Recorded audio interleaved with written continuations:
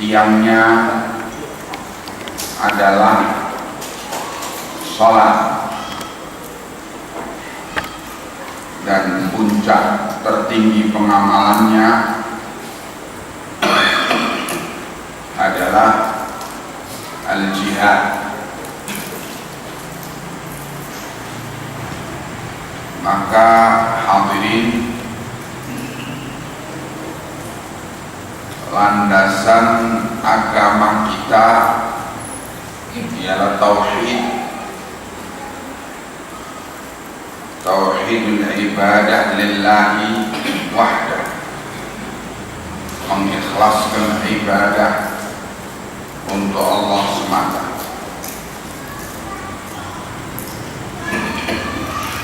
Sehingga dengan landasan ikhlas itu, maka setiap orang harus mengoreksi kebersihan niatnya dalam menyatakan ketundukan kepada syariat Allah.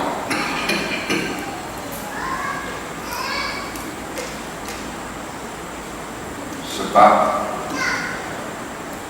al-Islam itu ketundukan. Hal ini ditegaskan oleh Allah dalam firman-Nya di surat An-Nisa ayat ke-65, fala wa rabbika la yu'minuna hatta yuhakkimuka fima syajara bainahum thumma la yajidu fi anfusihim harajan mimma qadaita wa yusallimu taslima. Ini makna Islam. Maka tidak, demi Tuhanmu, sungguh mereka tidak beriman sehingga mereka menjadikan engkau, hai Muhammad sallallahu alaihi wasallam, sebagai hakim dalam memutuskan segala perselisihan di antara mereka. Kemudian mereka tidak mendapatkan ganjaran di dalam hati mereka atas apa yang kau putuskan, dan mereka tunduk melaksanakan keputusanmu dengan setunduk-tunduknya. Itu makna Islam. Wa yusallimu taslima, dan mereka tunduk kepada keputusanmu dalam setunduk-tunduknya. Maka hadirin, dengan keikhlasan hati mempersembahkan agama untuk Allah, ketundukan total kepada syariat Allah, kepada Al-Quran dan Sunnah, ini adalah semangat yang akan mempertemukan hamba-hamba Allah yang mukmin dalam keikhlasan tersebut, akan menyatukan hati hamba-hamba Allah yang mukmin dalam keikhlasan.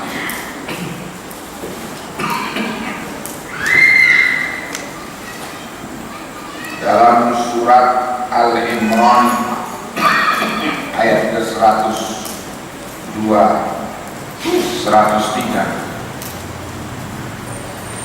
Allah memerintahkan sekaligus mengingatkan kita semua tentang nikmat tauhid ini. Tauhidul ibadah lillahi wahdah, tauhidkan ibadah untuk Allah semata, mendatangkan tauhidus sufu,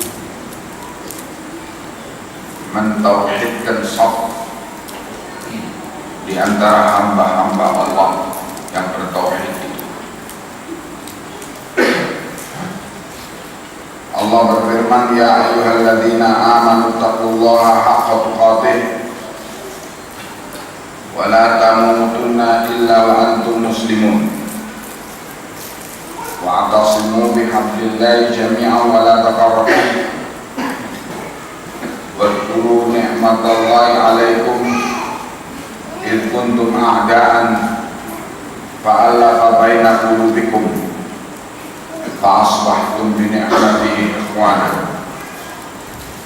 wa kuntum 'ala syafa hufratin minan nar fa'anqadhakum minha kadzalika yubayyinu Allahu lakum ayatihi la'allakum tahtadun.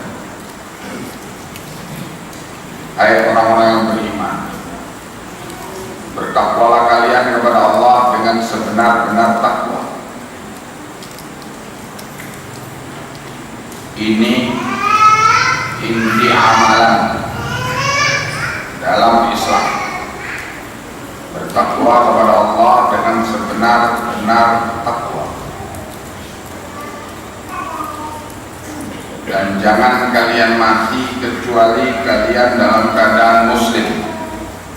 Ini ghayah perjuangan akhir atau tujuan akhir dari perjuangan muslim, seorang muslim di dunia, tidak mati kecuali dalam keadaan tunduk kepada syariat Allah. Dan berpegang teguhlah kalian dengan tali Allah. Tali Allah itu ialah kitabullah dan sunnah Rasulnya, yakni al-wahyain dalam istilah Ibnu Qayyim al-Jauziyah rahimahullah. Dua wahyu, yaitu Al-Quran was sunnah. Dan berpegang teguhlah kalian dengan tali Allah, dengan Al-Quran was sunnah. Wala tafarraqu, dan jangan kalian bercerai-berai. Wadhkuru ni'matallah, dan ingatlah oleh kalian nikmat Allah alaikum atas kalian, yaitu id kuntum a'daan, waktu itu kalian saling bermusuhan, fa'alafa baina qulubikum, kemudian Allah jinakkan hati-hati kalian, sehingga fa'asbahtum, kalian menjadilah binikmatihi, dengan nikmat Allah, yaitu nikmat iman, nikmat tauhid, nikmat ikhlas,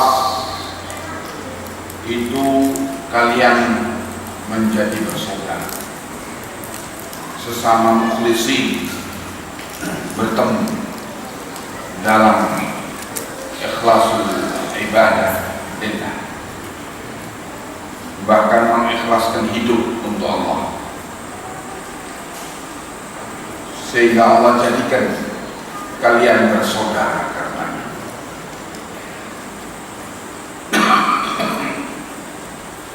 Kalian waktu itu di pinggir jurang api neraka, ketika kalian hidup dalam bentuk syirik dan sejenisnya.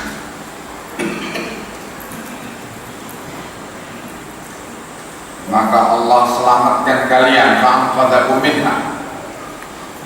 Allah selamatkan kalian daripadanya.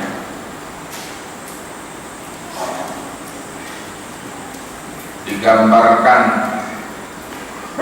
oleh Al-Imam Al-Baghawi bahwa permisalan yang Allah berikan di ayat ini, hidup dalam keadaan musyrik itu seperti berjalan di pinggir jurang, sedikit saja meleset belum masuk, yakni mati. Yang mati itu ada di mana-mana dan kapan saja terjadi. Begitu mati langsung jahanam.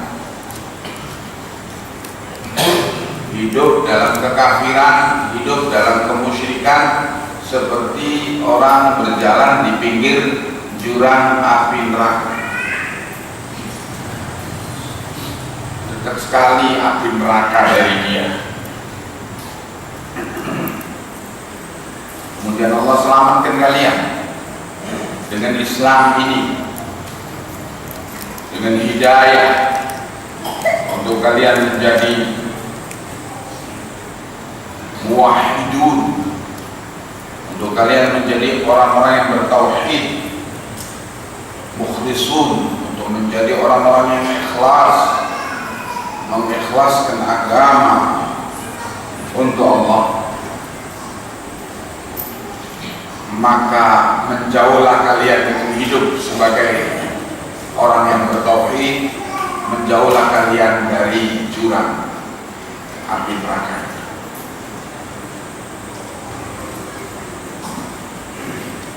Demikianlah Allah terangkan kepada kalian ayatnya.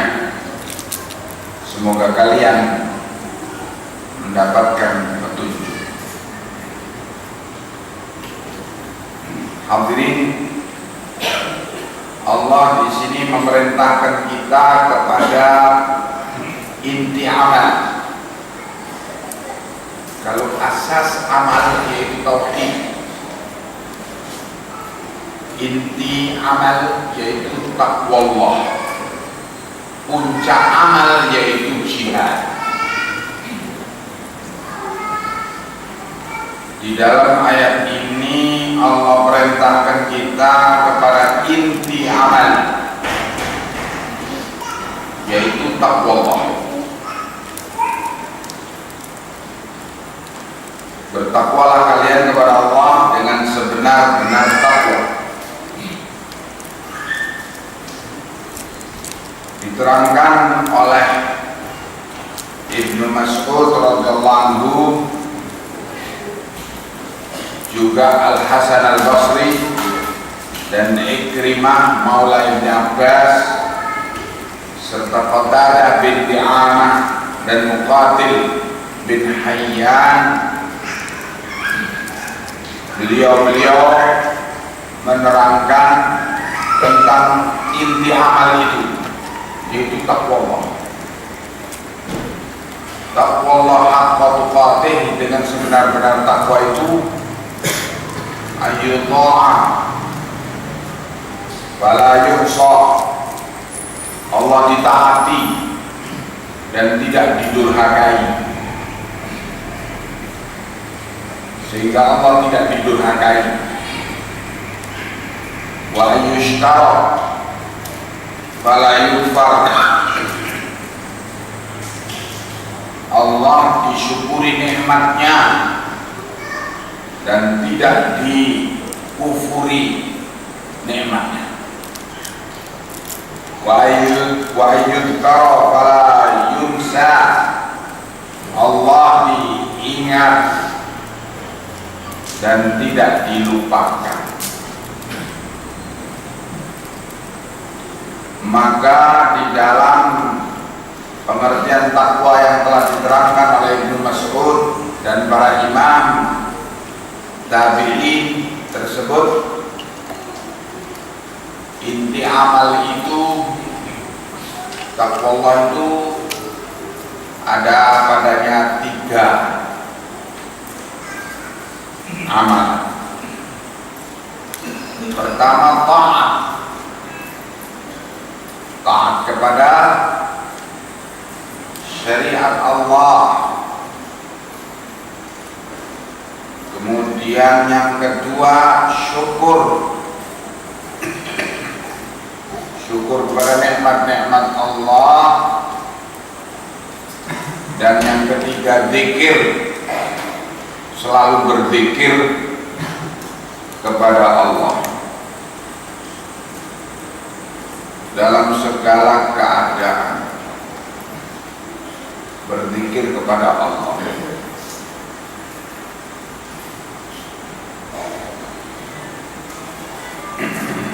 Itulah takwa Allah. Masing-masing orang mempunyai tingkatan dalam takwa ini, dalam takwa Allah ini.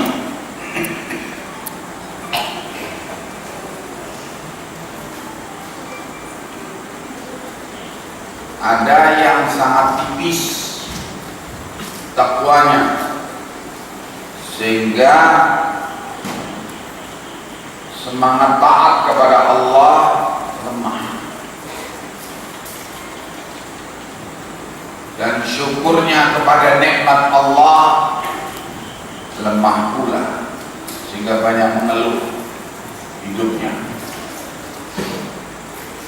dan zikirnya kurang.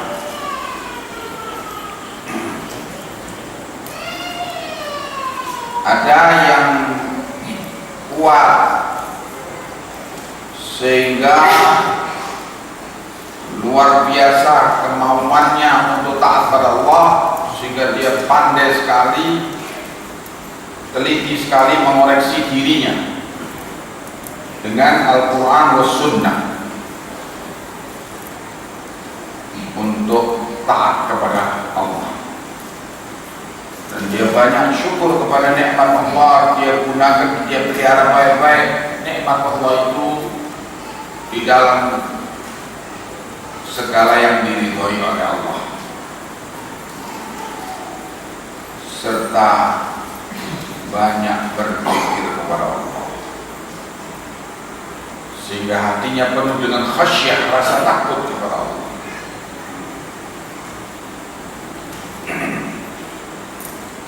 Hadirin, kalau takwa ini kurang pada diri seseorang, maka posisinya digantikan oleh hawa nafsu. Hawa nafsu itu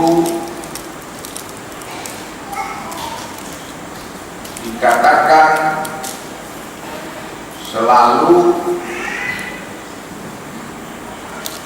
mengajak untuk durhaka kepada Allah. Dalam diri kita ini, kata Syekhul Islam Ibnu Taimiyah rahimahullah, ada namanya nafs. An-nafs, jiwa, semangat, mental. Ada 3 macam nafsu. Ada namanya nafsul mutmainnah. Ini yang jenis yang paling bagus, mental yang paling bagus. Ini yang dipanggil oleh Allah, ya ayyatuhan nafsul mutmainnah, irji'i ila rabbiki radiyatan mardiyah wadkhuli jannati. Apa? Wadkhuli fi ibadi wadkhuli jannati. Hai jiwa yang tenang, nafsul mutmainnah, kembalilah kamu kepada Tuhanmu dan masuklah kamu dalam golongan hamba-hambaku, dan masuklah kamu ke surga. Jiwa yang tenang ini la khaufun 'alaihim wa la hum yahzanun. Tak takut. Ketika orang takut, nggak sedih. Ketika orang sedih karena dia selalu takwa, selalu tunduk kepada Allah, selalu syukur pada nikmat Allah, selalu berzikir kepada Allah.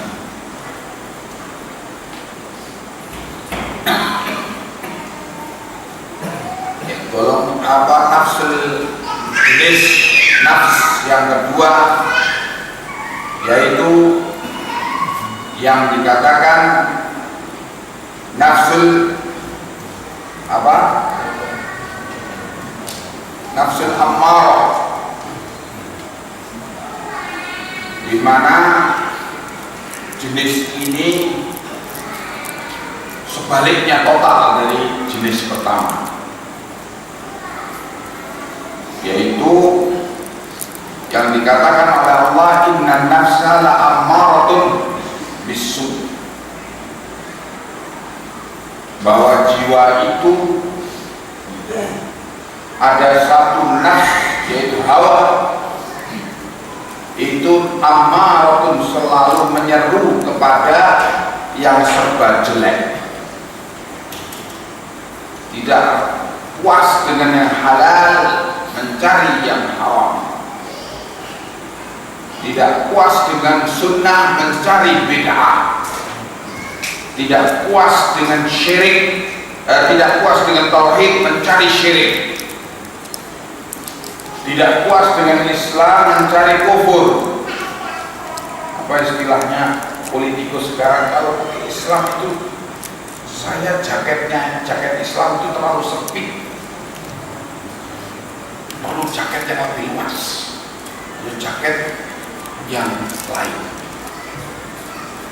Tidak puas dengan Islam, mencari kufur. Ini nafsul ammarah,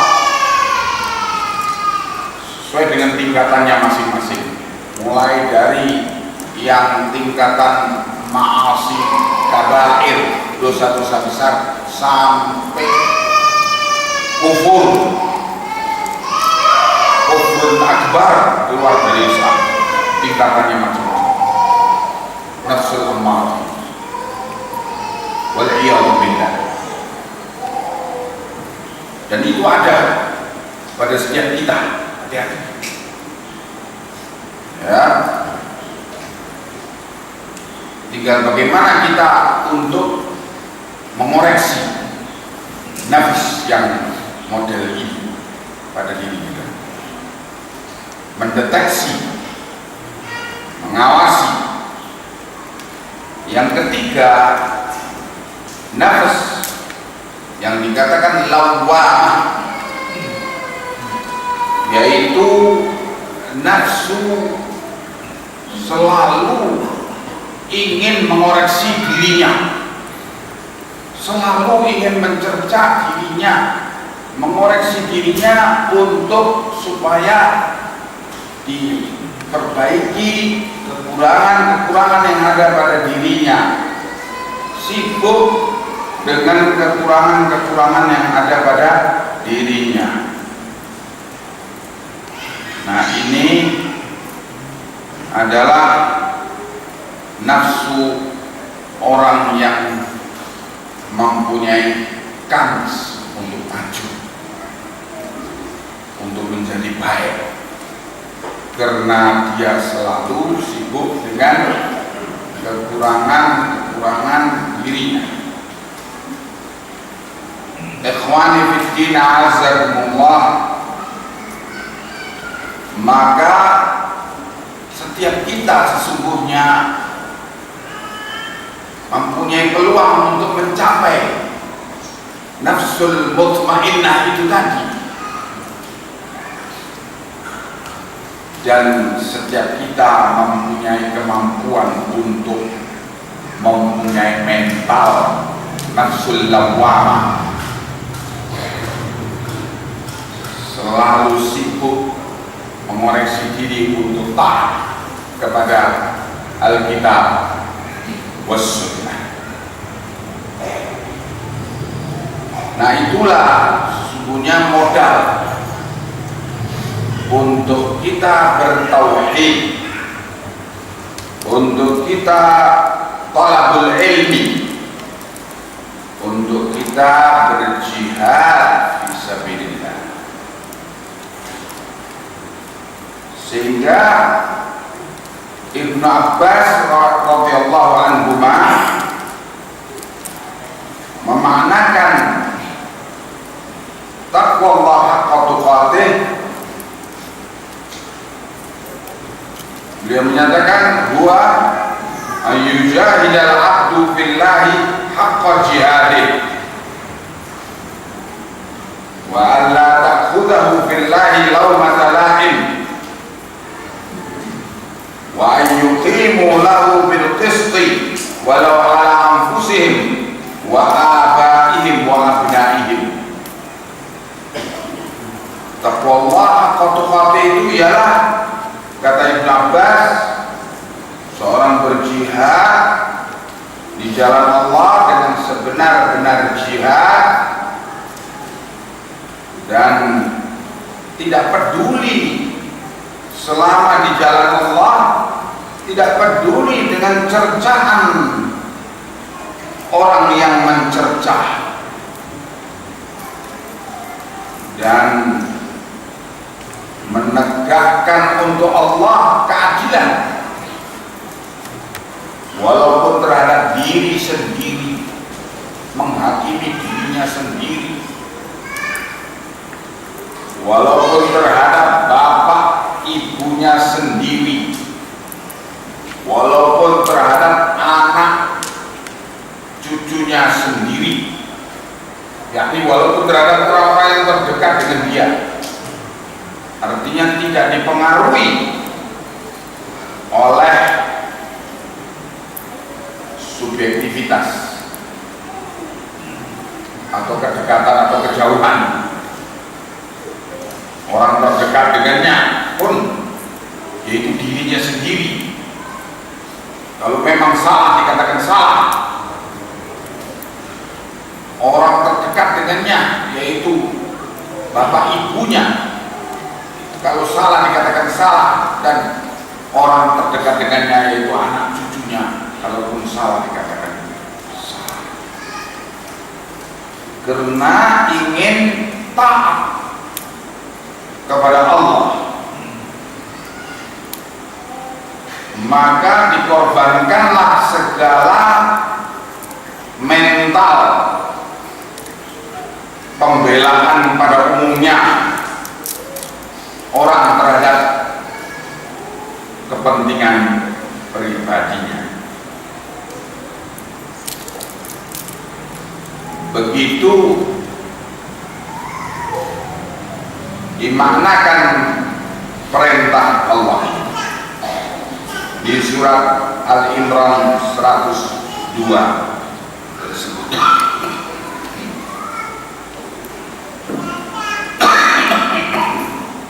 Kemudian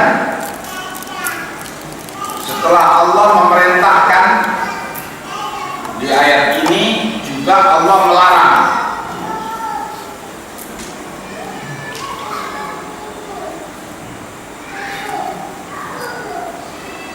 Allah melarang,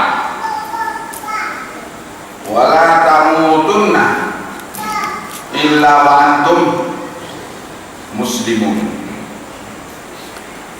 Dan jangan kalian mati kecuali kalian dalam keadaan muslim. Diterangkan oleh Ibnu Katsir ad-Dimashqi, ayat hafizu 'alal Islam fi hali sihhatikum wa salamatikum litamutu 'alaihi. Fa innal karima qad ajra 'adatahu bi karamih annahu man 'asha 'ala syai'in mata 'ala syai'in wa man mata 'ala syai'in bu'itha 'alaihi fa iyadan billahi min khilafi dzalik.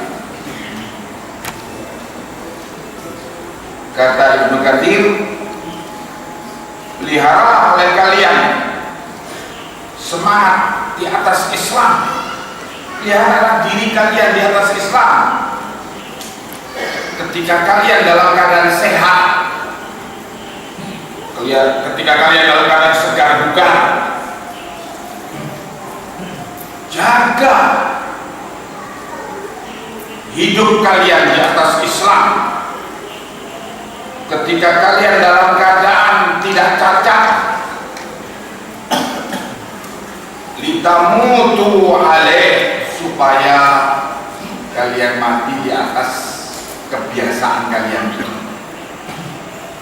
Kalau kalian membiasakan diri dalam keadaan sehat, dalam keadaan tidak terhalang apa-apa, kalau kalian membiasakan diri dalam keadaan itu di atas Islam, di atas tauhid ini, di atas ikhlas ini, lillah, di atas taat kepada syariat Allah, maka kalian akan mati di atas kebiasaan ini. Karena Allah yang Maha Mulia Al-Karim telah menjalankan kebiasaannya dengan kemurahannya, yaitu Dia Allah mempunyai sunnah, mempunyai ketentuan. Barang siapa yang membiasakan hidup di atas sesuatu keadaan, maka dia akan dimatikan di atas kebiasaan ini. Dan barang siapa yang mati di atas kebiasaan itu akan dibangkitkan nanti di yaumul qiyamah di atas kematian itu. Kita berlindung kepada Allah untuk jangan sampai Allah mematikan kita di atas kebiasaan yang jelek. Amin ya Allah. Hadirin, jadi masalahnya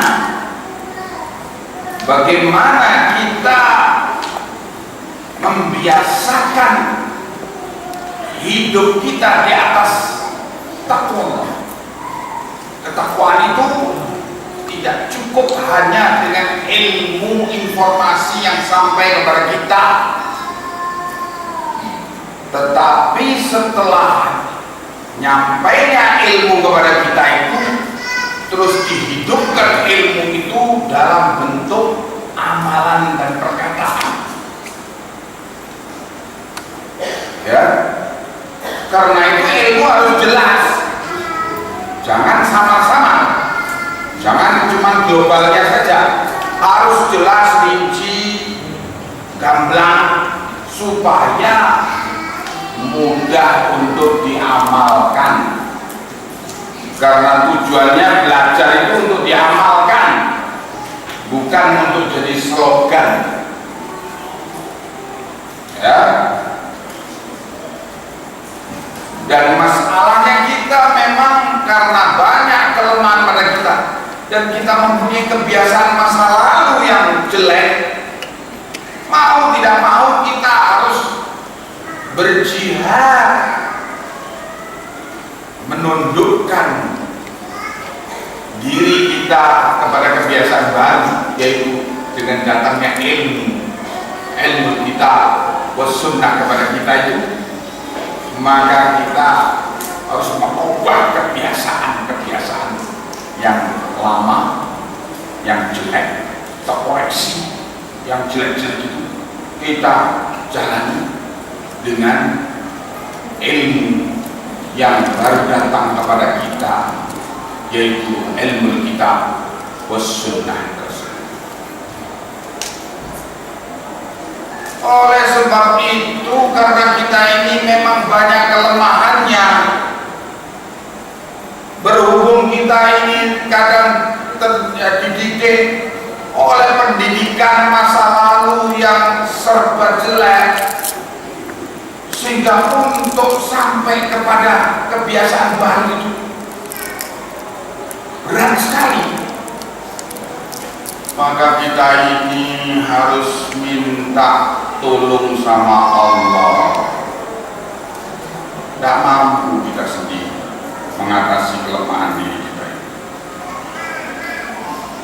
Nah, itulah sebabnya kenapa disyariatkan oleh Allah untuk kita ini wajib berdoa kepada Allah setiap hari, sehari semalam 17 kali.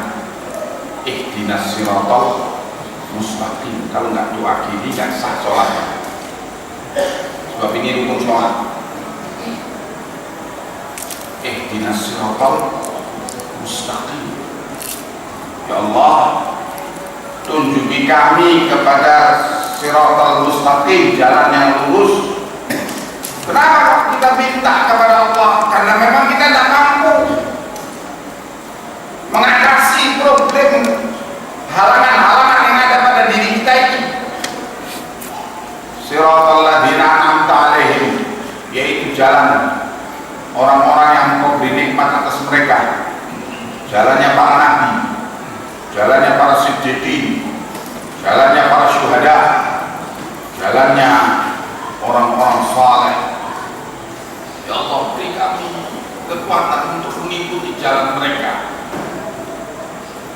Ghairil maghdubi alaihim, kita berlindung kepada Allah dari al-maghdubi alaihim, jalannya orang-orang yang dimurkai atas mereka, yaitu Yahud.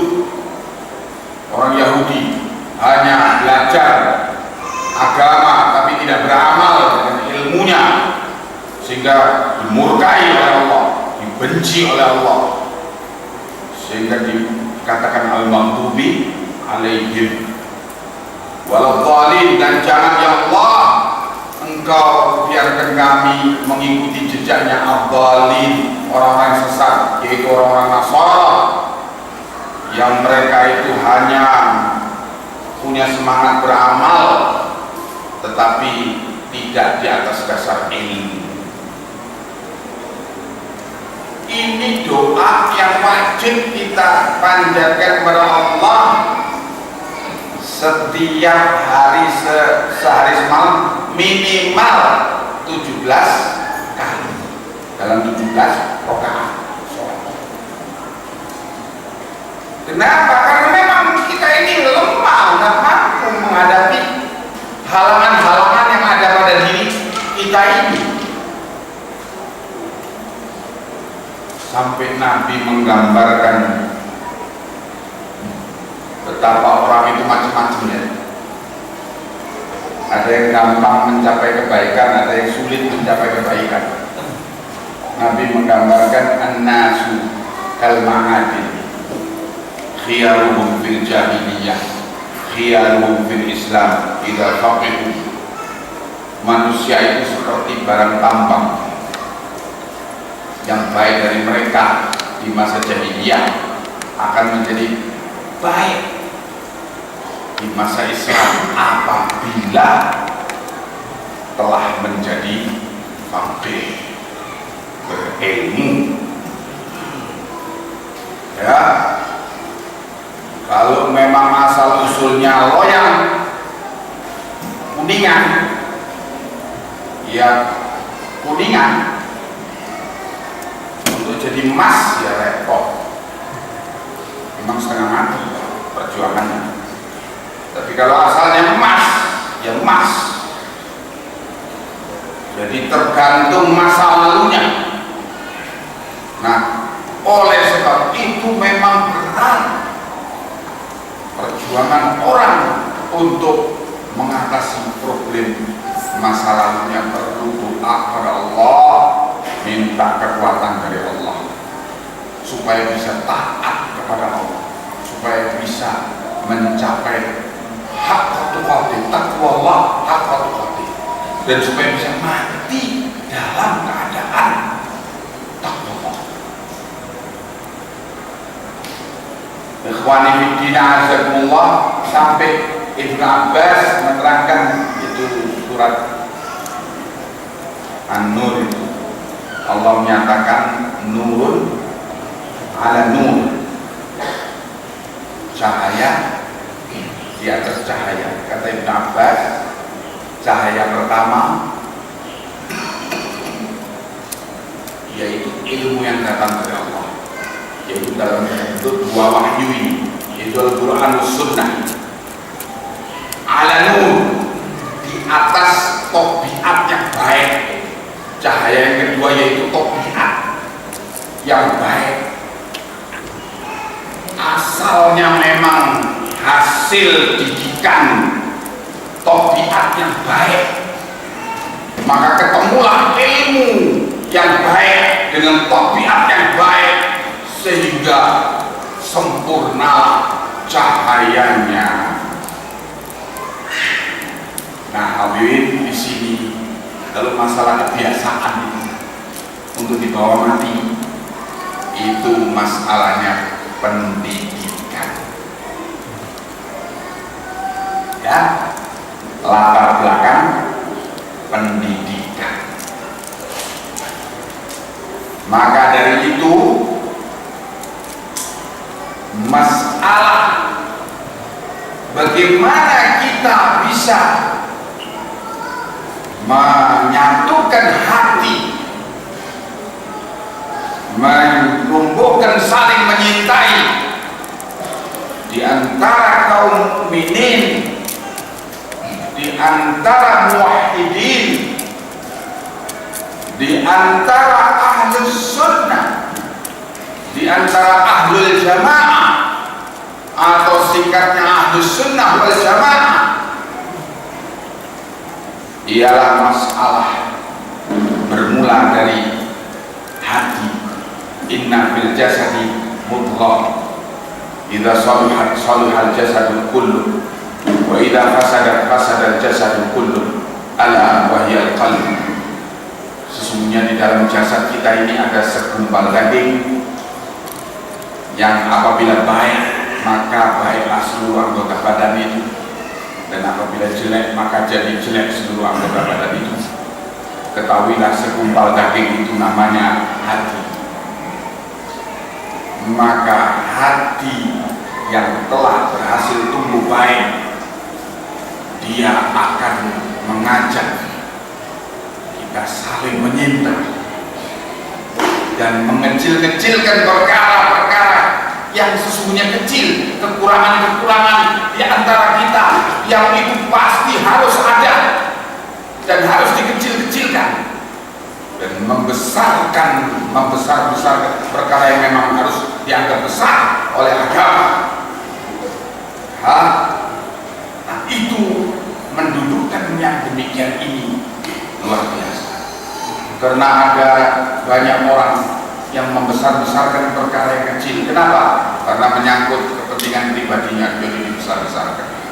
Mengecil-kecilkan perkara yang besar. Kenapa? Karena tidak ada hubungannya dengan urusan pribadinya. Ini yang bahaya.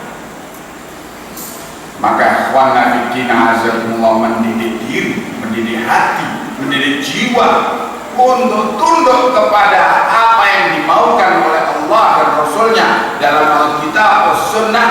Ini satu perjuangan dan ini menentukan nasib kita, apakah kita husnul khatimah atau na'udzubillah su'il khatimah. Waktunya ada ya.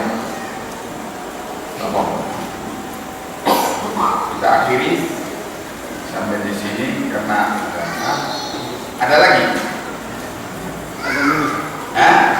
Oh, ada dulu. Baik. Allah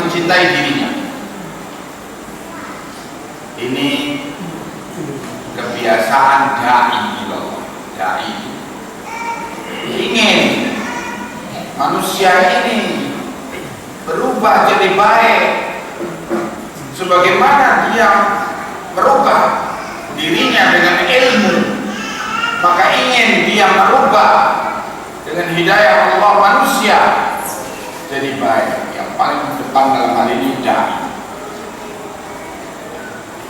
Ya, matinya seorang yang bertauhid serta mempunyai cita-cita yang serba baik kepada manusia sebagaimana kebaikan itu dia inginkan untuk dirinya, ini mati yang husnul khatimah, menjauhkan dia dari api neraka dan memasukkan dia ke surga. Dia muwahhid, ingin orang lain jadi muwahhid.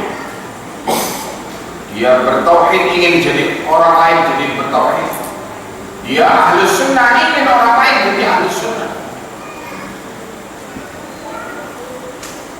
Sedih kalau dirinya terjatuh dalam pelanggaran, maka dia juga sedih kalau lihat orang lain terjatuh dalam pelanggaran.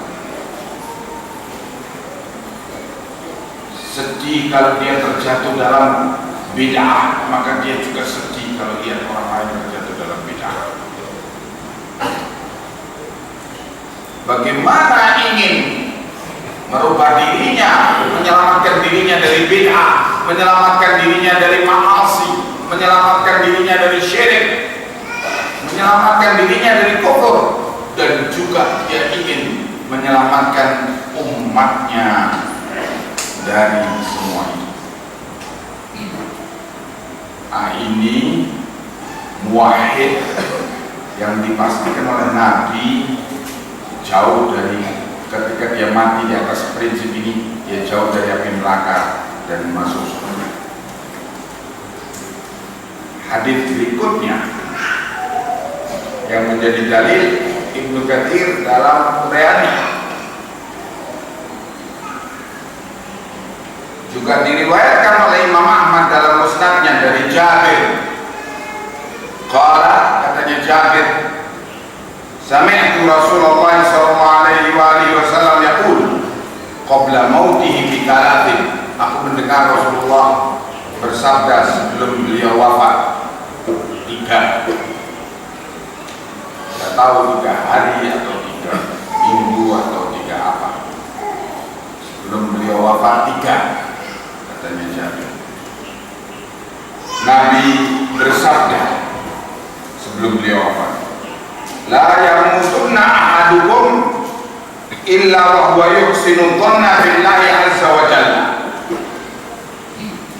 Jangan mati salah seorang dari kalian kecuali dalam keadaan dia berbaik sangka kepada Allah. Ini hadis di samping diriwayatkan oleh Imam Ahmad, juga diriwayatkan oleh Imam Muslim dalam Sahihnya.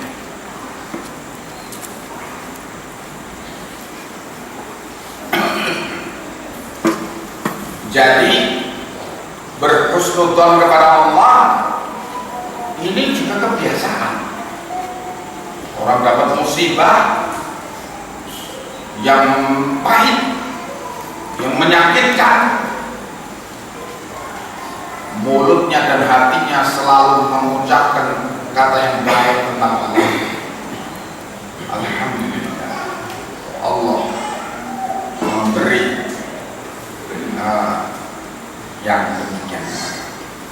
Sampai Ibnu Qayyim al-Jauziyah rahimahullah dalam perkara musibah itu ada beberapa tingkatan namanya. Pertama,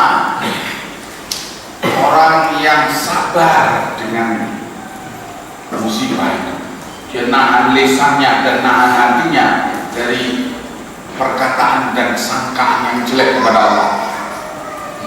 Sabar sampai lewat musibah. Yang kedua, orang yang lebih tinggi dari sabar, yaitu ridho dengan apa yang Allah takdirkan dalam bentuk kepahitan dan musibah yang menyakitkan itu, ridha dia dengan itu. Meridhai keputusan Allah itu. Yang ketiga, lebih tinggi lagi daripada itu, ialah orang yang syukur kepada musibah yang menimpa dirinya. Yahtasib artinya menganggap dan meyakini adanya fadilah daripada musibah itu. Alhamdulillah Allah timpakan kepada musibah ini, sehingga berharap dosa-dosa. Alhamdulillah dengan musibah ini aku berharap Allah akan menggantikan dengan yang lebih baik dari apa yang lebih dari ini. Alhamdulillah, terus syukur. Ini lebih tinggi dan tertinggi, yakni diistilahkan oleh Ibnu Qayyim yang tertinggi ini at-taladzuzu bil bala, berlezat-lezat dengan petaka yang datang dari Allah. Ini gak sembarangan. Kalau orang mentalnya itu mental tempe, wah gak bisa ya kayak gini ya. Nah, begitulah husnudzon kepada Allah dalam segala takdir, segala takdir ya. Segala problem kamu lihat diri bahwa Allah Maha Adil dengan apa yang Allah takdirkan. Semua itu pasti akan bisa dibiasakan. Tidak mungkin Allah syariatkan sesuatu yang tidak bisa diamalkan. Pasti bisa, tetapi memang perlu melatih. Nah, begitu Rasulullah Sallallahu Alaihi Wasallam membimbing kita untuk selalu husnudzon, sehingga ketika mau mati jiwa dalam keadaan husnudzon kepada Allah, karena kebiasaan dalam hidupnya husnudzon, berbaik sangka terus kepada apa yang Allah takdirkan ya. Ada orang mengeluh, gimana pemerintah ini kok gini, wah seperti itu.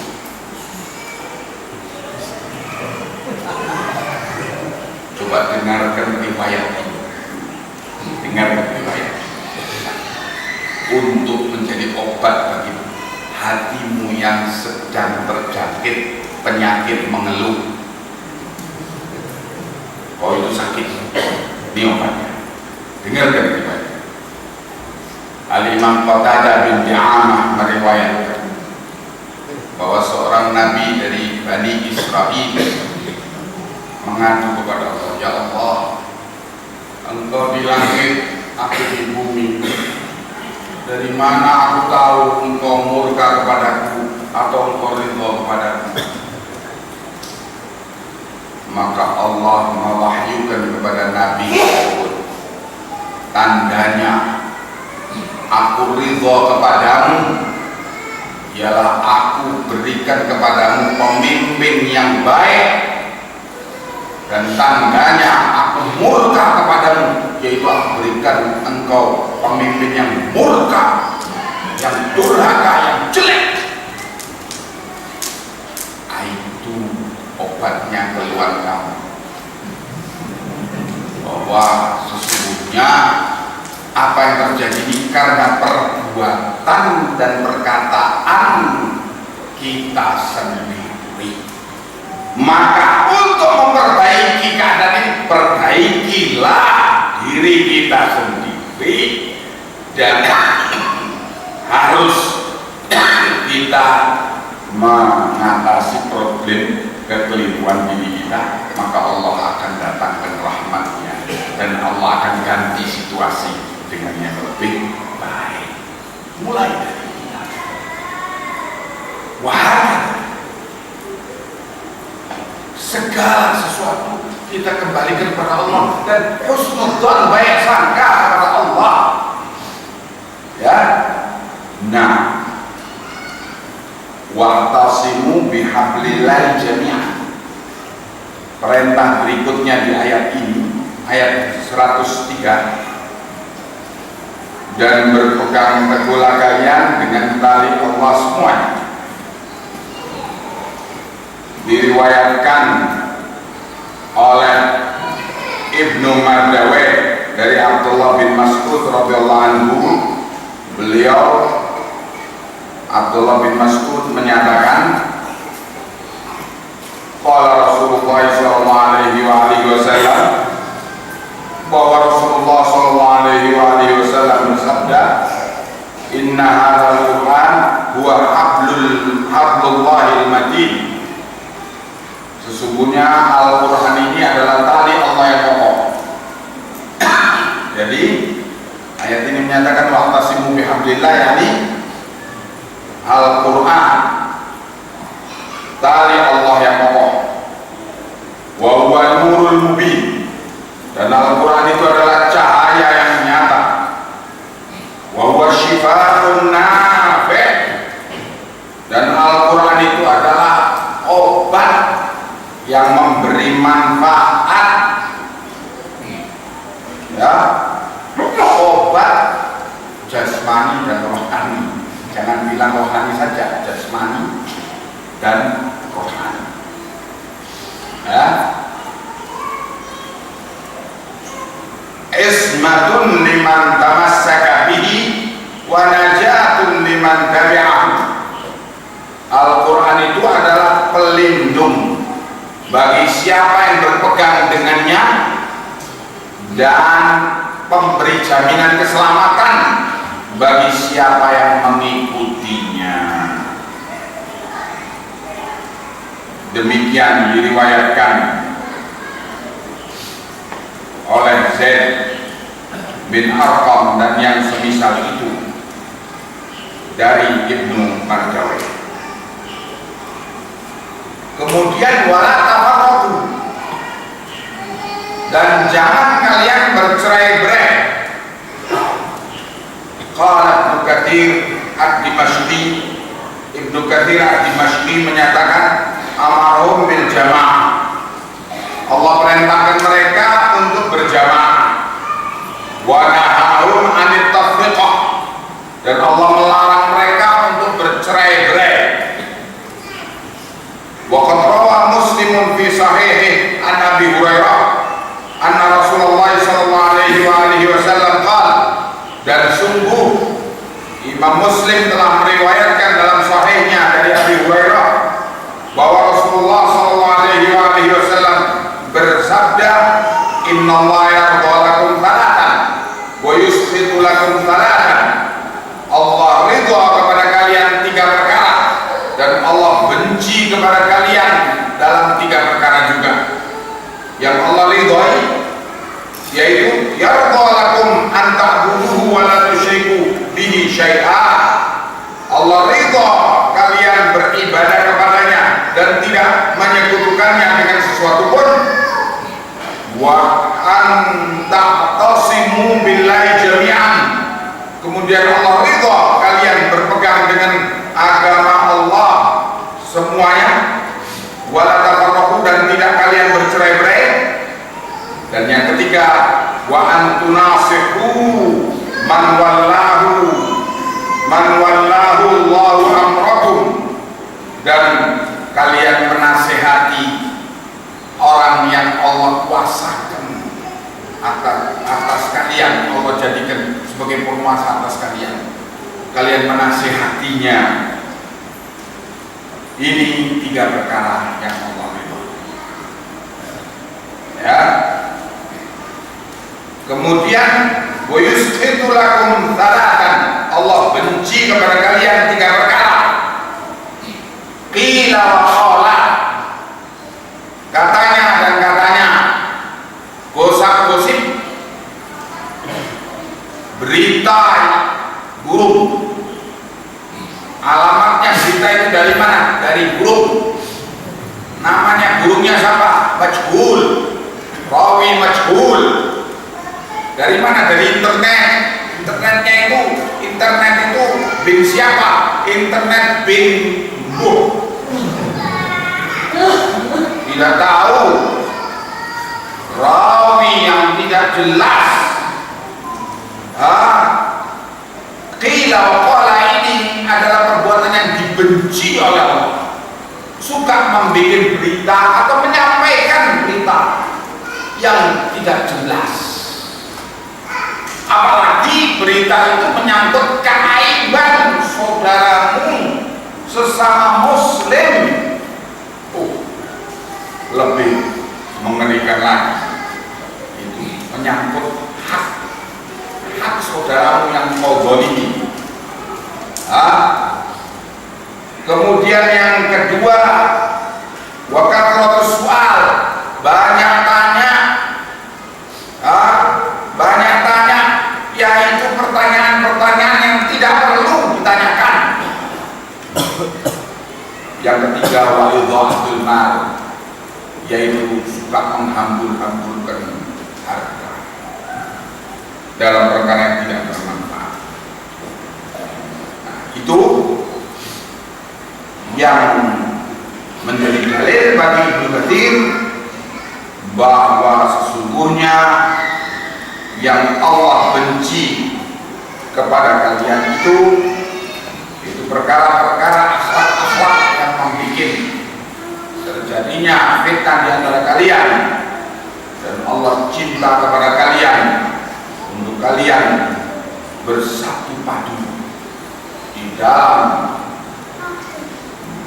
beramal dengan agama ini, dalam ta'awun 'alal birri wa taqwa, saling tolong menolong dalam kebaikan dan ketakwaan. Urusan tentang kekurangan, siapa ya yang tidak punya kekurangan? Siapa yang kira-kira di antara kita ini salafi 100%, mewakili perbuatannya Abu Bakar As-Siddiq, Umar bin Khattab, Utsman bin Affan?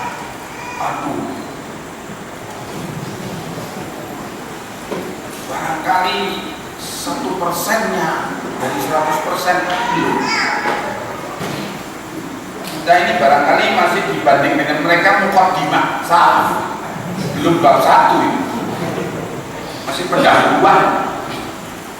Jadi masih bagaimana akidah kita yang bakal menyelamatkan kita dari azab kubur itu aja sudah luar biasa hebat sekali. Mau salaf seperti mereka 100%, siapa ya? Saya kepingin belajar. Walal ulama wa apalagi juhala.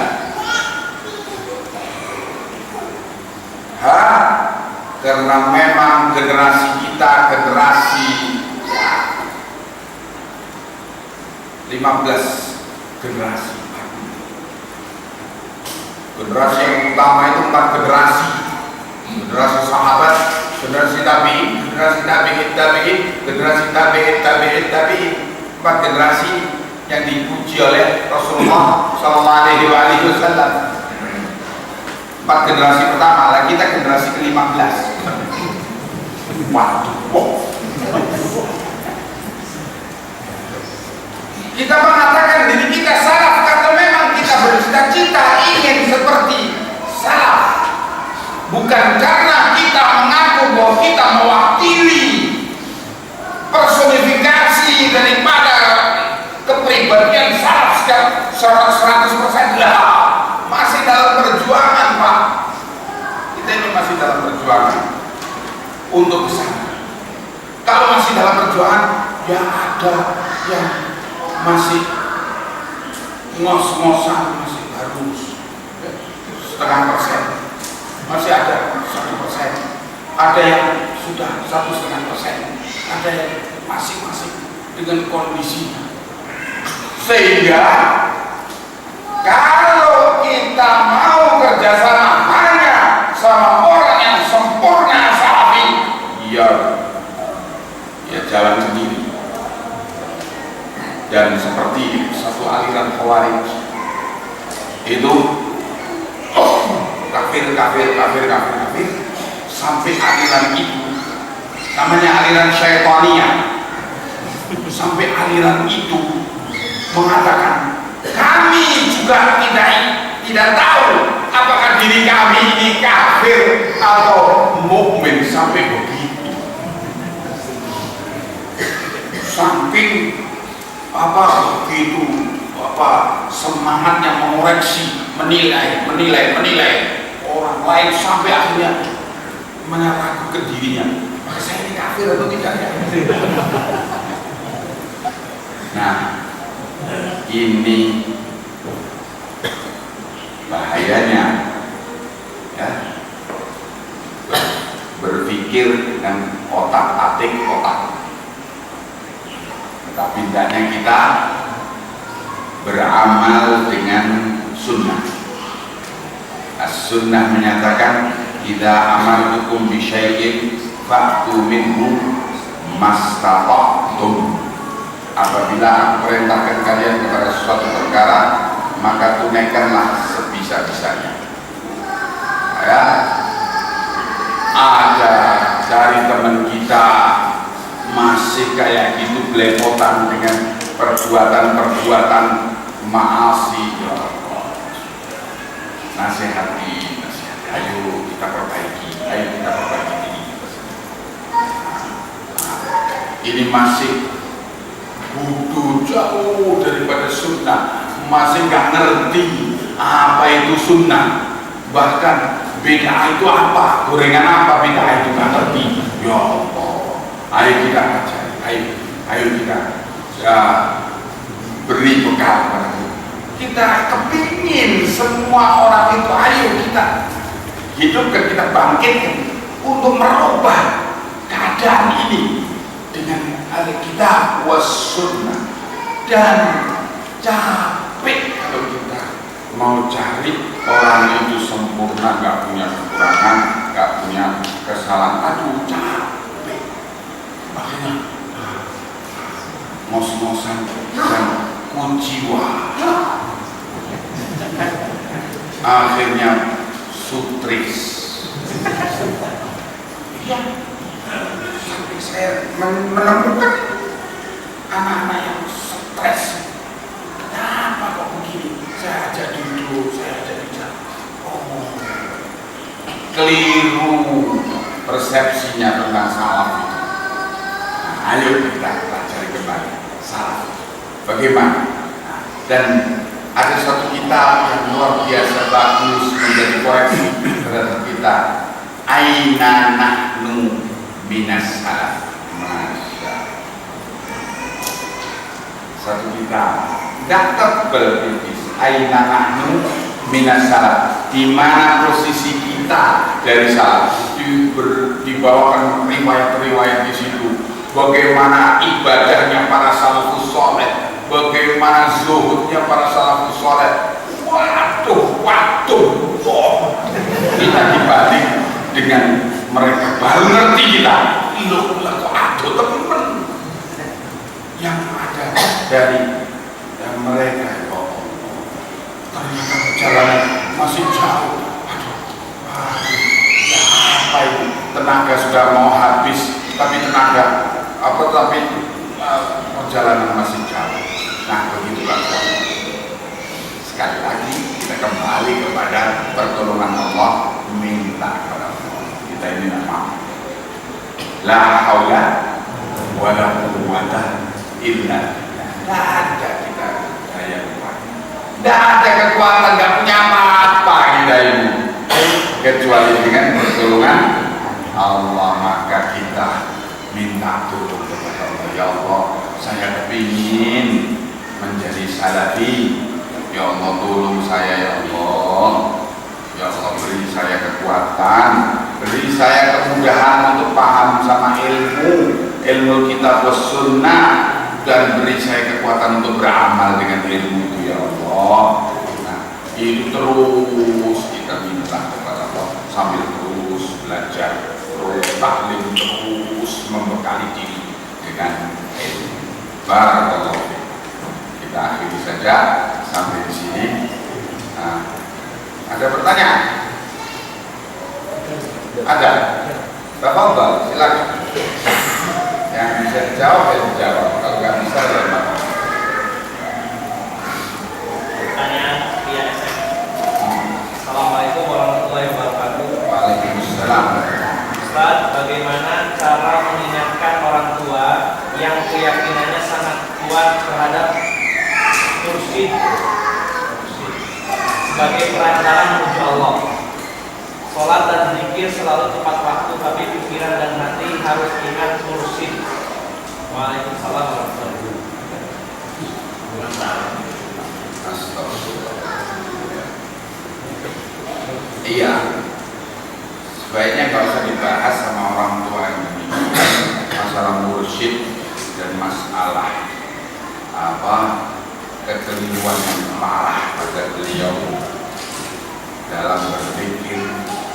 Jangan itu dulu ya, tetapi kasih dasar-dasar. Beliau dikasih dasar-dasar tentang tauhid, tentang ibadah. Ibadah itu rukunnya dua, yaitu pertama ikhlas karena Allah. Apa itu ikhlas? Definisi ikhlas terangkan bahwa keterangan para ulama tentang ikhlas. Terus rukun kedua ittiba, harus mengikuti tuntunan Nabi. Bagaimana mengikuti tuntunan Nabi? Dasar-dasarnya harus sampai kepada orang yang demikian. Nanti akan menuju kepada koreksi terhadap kekeliruan yang fatal pada beliau. Bi'idznillah. Barakallahu.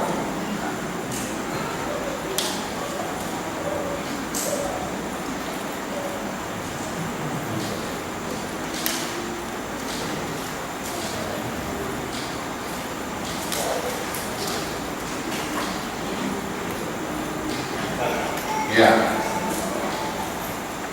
Ada dua pertanyaan. Silakan. Yang pertama, sesuai perintah Allah tadi memerintahkan untuk berpegang teguh dengan syariat Allah, yang pada intinya bahwa kita ini akan disatukan dengan tauhid, dengan Ahlus Sunnah wal Jamaah. Tapi kenyataan di lapangan, khususnya di Indonesia, Ahlus Sunnah wal Jamaah sampai saat ini susah untuk bersatu. Ini adakah usaha-usaha untuk mempersatukan Ahlus Sunnah yang ada di Indonesia? Itu yang kedua, menghadapi situasi saat ini dalam menghadapi musuh-musuh Ahlussunnah, mungkin Syiah. Bagaimana menurut Ustaz, apakah kaum Ahlussunnah wal Jamaah di Indonesia untuk kondisi saat ini secara kesiapan fisik maupun mental apakah sudah ada atau belum? Terima kasih.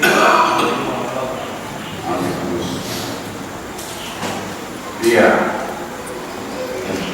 Kalau ditanyakan gimana ini Ahlussunnah Salafiyun kok kelihatannya sulit bersatu,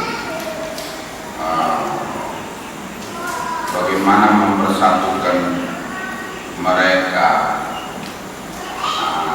Jawabannya sesungguhnya mari kita belajar definisi bersatu dan berpecah menurut Al-Quran, supaya kita tahu apakah kita ini bersatu atau berpecah. Ya, kalau dalam pengertian yang sesungguhnya seorang itu bersatu kalau dia telah berpegang atau menyatakan atau berupaya untuk berpegang dengan Al-Quran khusus, walaupun tidak saling kenal, walaupun tidak saling menyapa, tapi tetap berupaya memahami Al-Quran Sunnah dan beramal dengannya dengan pemahaman para salaf. Kalau sama-sama memahami Al-Quran Sunnah dengan pemahaman para salafus saleh, nah itu berarti bersatu. Ya, ahlul bid'ah dikatakan ahlul furqah. Kenapa? Karena mereka memahami agama sesuai dengan mursyid masing-masing, syekh-syekh tarekat masing-masing, ya, centang renang dalam landasan pemahamannya, ya, itu ahlul bid'ah wal furqah. Furqah terpecah. Kalau ahlus sunnah dibilang wal jamaah, karena memang ahlus sunnah itu berjamaah. Jamaah itu ialah para sahabat Nabi ridwanullah alaihim ajma'in. Karena semua mereka menyatu kepada pemahaman para sahabat Nabi, maka mereka dinamakan ahlul jamaah. Ahlul bid'ah karena menyimpang dari para sahabat Nabi, para salafus saleh, mereka dinamakan ahlul furqah. Mereka bercerai-berai sesuai dengan syekh masing-masing. Nah, itu persatuan dan perpecahan. Walaupun ahlul furqah itu kelihatannya punya muktamar tiap hari sekali, ya, seandainya, tapi tetap mereka ahlul furqah. Meskipun mereka menutupi perpecahan itu dengan muktamar tiap hari, karena memang landasan mereka sudah bercerai-berai. Ahlus sunnah, meskipun mereka itu saling marah satu dengan yang lainnya, tetapi ketika mereka itu satu rujukan dalam memahami Al-Quran dan Sunnah. Siapa rujukannya? Para sahabat Nabi, al-jamaah, maka mereka dinamakan ahlul jamaah. Dari itu sesungguhnya kawan, keliru kalau kita menyimpulkan bahwa salafiyun itu bercerai-berai. Salafiyun bersatu.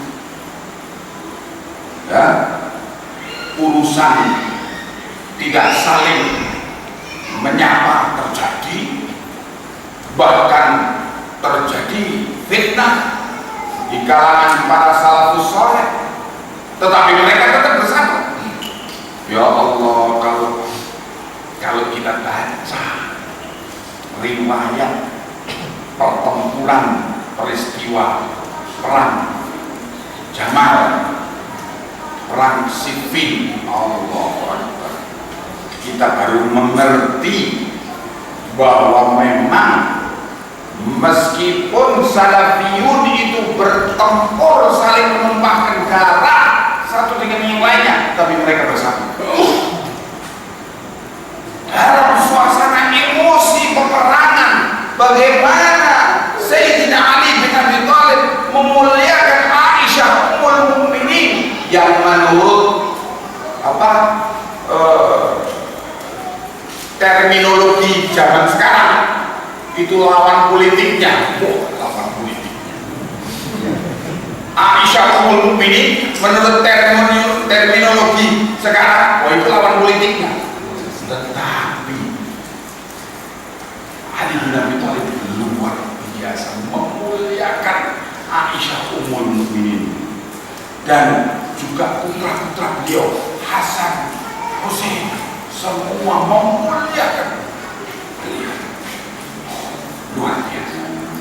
Kalau kita baca tentang peristiwa perang yang terjadi, sampai katanya para ulama, Allah alhamdulillah Allah takdirkan peristiwa peperangan itu sehingga kita bisa mengerti bagaimana cara menghadapi ahlul bugha dari kalangan saudara sendiri, Pak pemberontak dari kalangan saudara sendiri, bagaimana menyikapinya.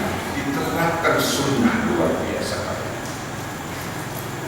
Itu menunjukkan riwayat-riwayat itu mereka bersatu dalam perang Siffin. Ini dalam puncak emosi, saling berhadapan-hadapan dan saling menumpahkan darah. Tiba-tiba Sayyidina Ali bin Abi Thalib radhiyallahu anhu mendengar bahwa tentaranya Muawiyah bin Abi Sufyan kehabisan air, terancam mati kehausan.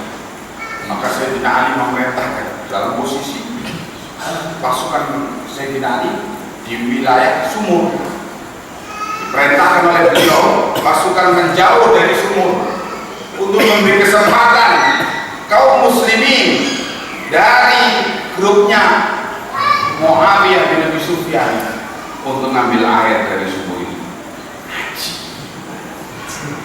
Kalau bukan dari roh ukhuwah persatuan, tak mungkin terjadi demikian.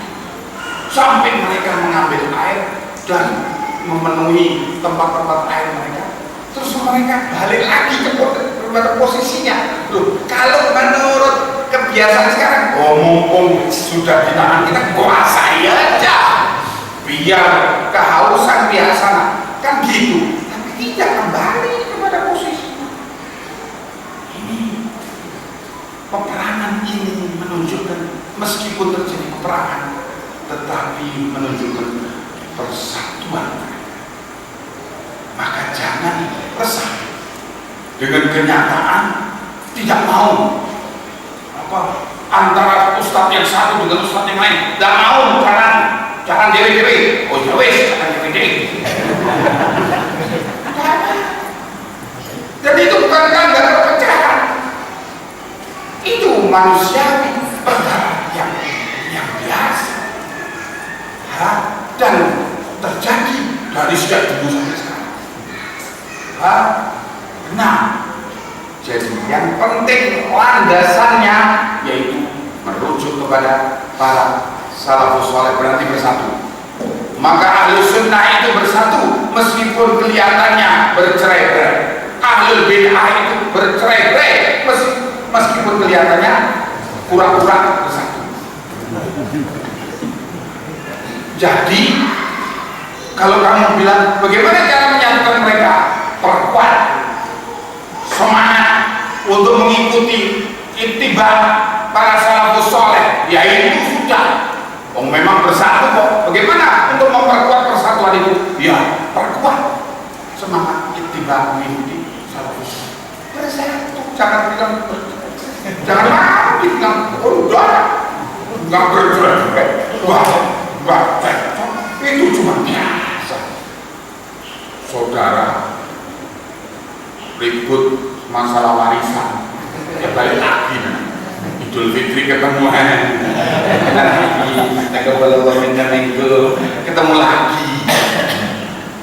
Ya, sudah.